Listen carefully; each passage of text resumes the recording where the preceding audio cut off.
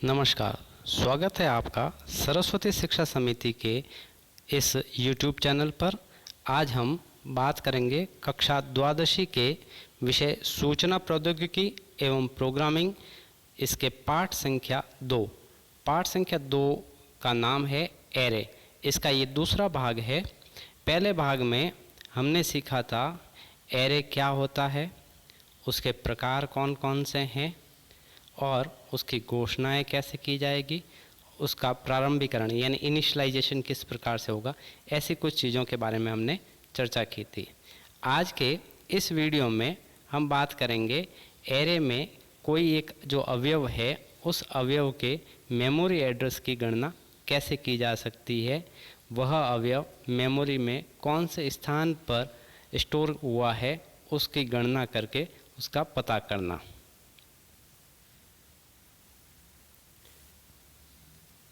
हम जानते हैं कि एरे के सभी अवयव एक साथ लगातार मेमोरी में स्टोर होते हैं। अवयव का डाटा टाइप एक ही होता है। सभी अवयवों को समान मेमोरी की आवश्यकता होती है। इसलिए एरे के प्रथम अवयव का मेमोरी एड्रेस ज्ञात होने पर एरे के किसी भी अवयव का मेमोरी एड्रेस आसानी से ज्ञात किया जा सकता है।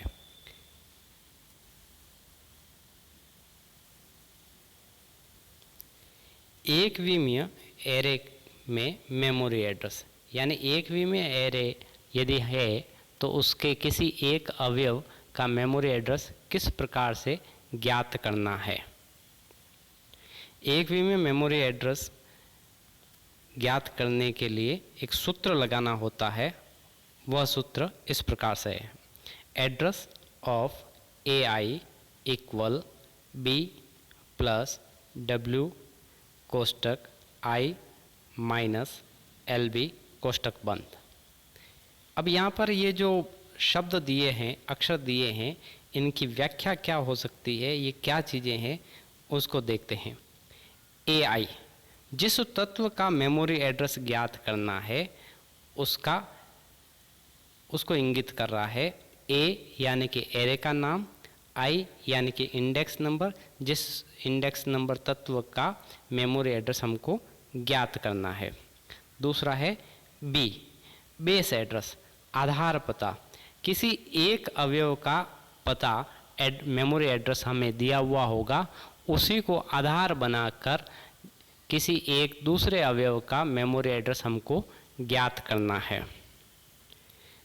W width, size of element. Array के प्रत्येक अवयव समान प्रकार के डेटा टाइप का यूज़ करता है। इसलिए यदि एरे का प्रथम अवयव 2 बाइट मेमोरी का प्रयोग करेगा तो एरे के सभी अवयव 2 बाइट मेमोरी का ही प्रयोग करेंगे। तो प्रत्येक अवयव कितनी मेमोरी प्रयोग कर रहा है उसको इंगित करने के लिए W का प्रयोग किया गया है। फिर है I इंडेक्स नंबर उस अवयव का जिसका मेमोरी एड्रेस हमको ज्ञात करना है। फिर है LB।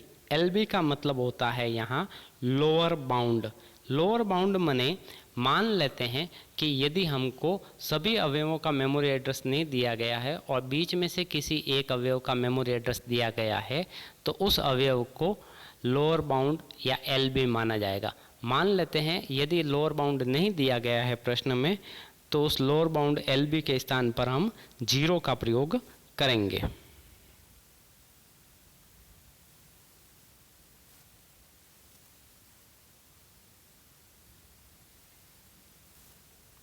उदाहरण लेते हैं।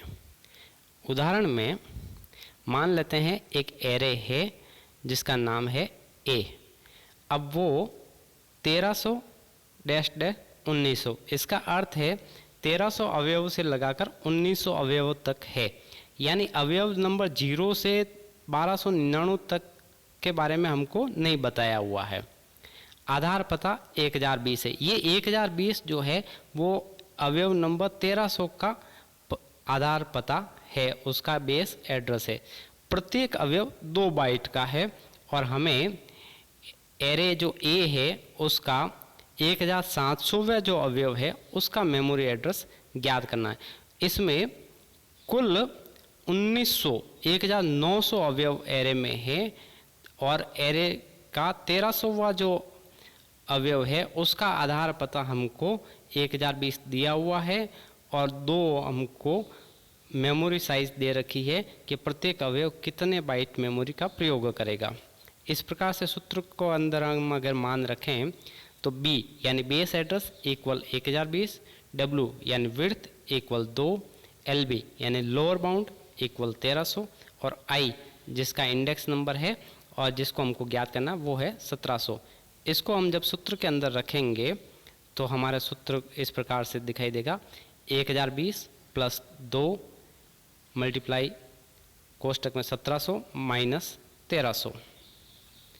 अब जब हम इसको सॉल्व करेंगे तो 1700 माइनस 1300 करने पर हमको 400 प्राप्त होगा और ये 400 को हम 2 से गुणा करेंगे कोष्टक खोलने पर और जब 2 से गुणा करेंगे तो ये 800 हो जाएंगे। 1020 प्लस 800 इक्वल 1820।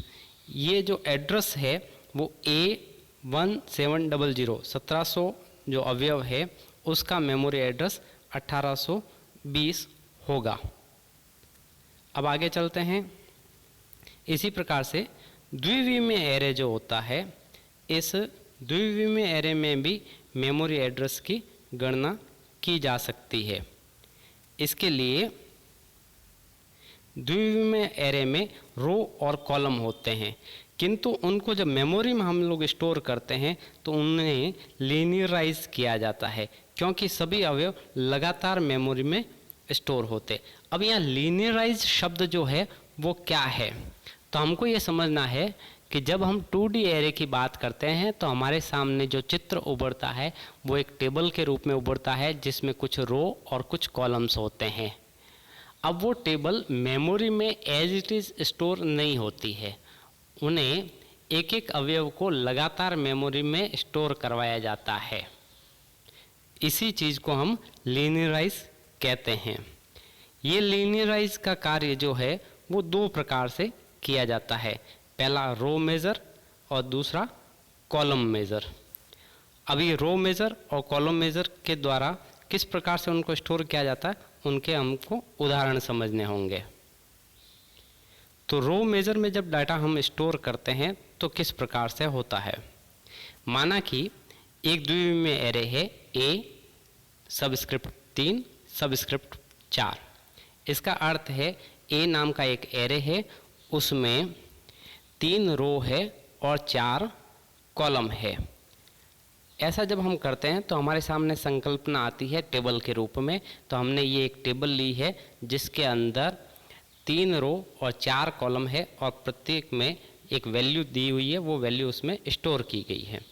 यदि हम इसको मेमोरी के अंदर स्टोर करेंगे रो मेज़र के रूप में, रो मेज़र यानी कि पंक्ति वाइज हम स्टोर करेंगे, पहली पंक्ति के मान स्टोर होंगे, फिर दूसरी पंक्ति के मान स्टोर होंगे और फिर तीसरी पंक्ति के मान स्टोर होंगे। ऐसा जब हम करते हैं तो हमको इसको लीनियराइज करने पर कुछ इस प्रकार का चित्र प्राप्त होता है। देखिए, सबसे पहले पहली पंक्ति में दे रखे हैं 2 3 4 5, ये चारों कॉलम समाप्त हो गए। अब इसके बाद में दूसरी पंक्ति के कॉलम शुरू हो गए 6 7 8 9।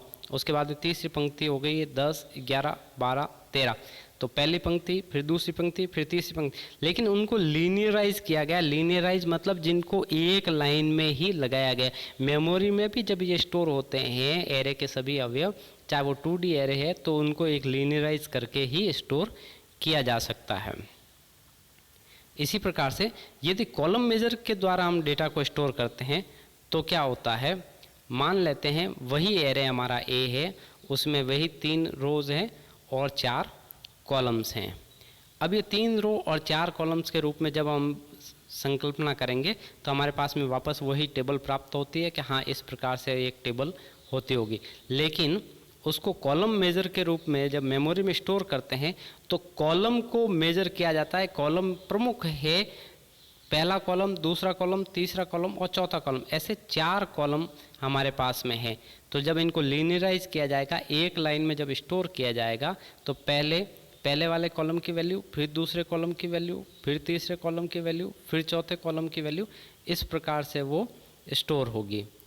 ये देखिए, हम जब लीनियराइज कर रहे हैं इसको, तो ये पहले 2, 6, 10 ये पहला कॉलम, फिर 3, 7, 11 दूसरा कॉलम, 4, 8, 12 तीसरा कॉलम, 5, 9 और 13 ये चौथा कॉलम। इस प्रकार से इनको 4 कॉलम्स के रूप में वैल्यूज़ को एक ही लाइन में स्टोर किया गया है। इस प्रकार से जब स्टोर करते हैं तो इसको बोलते हैं एरे का लीनियराइज करना। अब हम बात करते हैं द्विविमीय एरे में एड्रेस ज्ञात करने का सूत्र क्या होगा।